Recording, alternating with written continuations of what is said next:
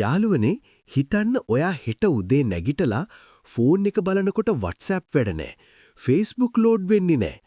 හරි ඩේටා ඉවරෙති කියලා හිතලා කාඩ් එකක් දාන්න බැලුවම ඒ සිස්ටම් එකත් වැඩ නැහැ. මුළු ලෝකෙම ඉන්ටර්නෙට් එක පාරටම නැති වෙලා ගිහින්.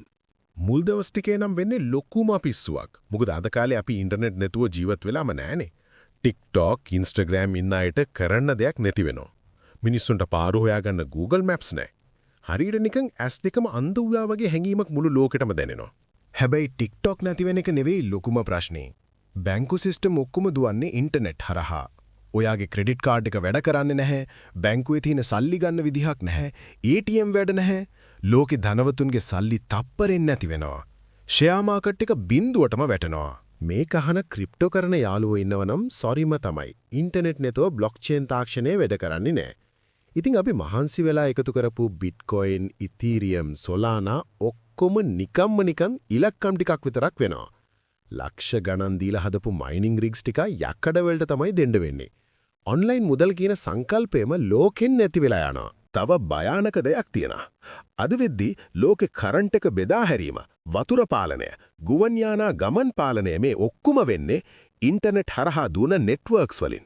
ඉතින් මේවා වැඩ නැති වුණා මුළු නගරම කරුවල වෙන්න පුළුවන්. අහසේ යන ප්ලේන් වලට බිමට සිග්නල් දෙන්න විදිහක් නැති වෙලා ලොකු අනතුරු වෙන්න පුළුවන්. ලෝකයේම දවස් කිහිපයකින් ආපහු ගල් යුගයට යනවා වගේ වැඩක් වෙන්නේ. හැබැයි මචං මේකේ පොඩි හොඳ පැත්තකුත් තියෙනවා.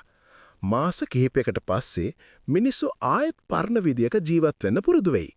ෆෝන් එකේ ස්ක්‍රීන් එක දිහා බලන් ඉන්න වෙලාව ඉතුරු වෙන නිසා මිනිස්සු ආයෙත් එකිනෙකාගේ මූණ බලාගෙන කතා කරන්න ගනීවි. ළමයි වීඩියෝ ගේම්ස් අතහැරලා ආයෙත් එළියට බහැලා සෙල්ලම් කරන්න ගනීවි.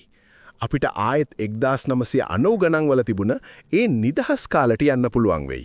ඉතින් යාළුවනේ, ඔයාට පුළුවන් ද ඉන්ටර්නෙට් නැතුව සතියක් ජීවත් වෙන්න? ඔයාට වැඩියෙන්ම පාළු හිතෙන්නේ මොන ඇප් එක නැති වුණාමද? FaceBookද, YouTubeද, TikTokද? පහලින් කමෙන්ට් කරන්න. මේ වගේ තවත් වීඩියෝස් ඕන නම් අපිව subscribe කරලා තියාගන්න. ඊළඟ වීඩියෝ එකකින් හම්බ වෙමු.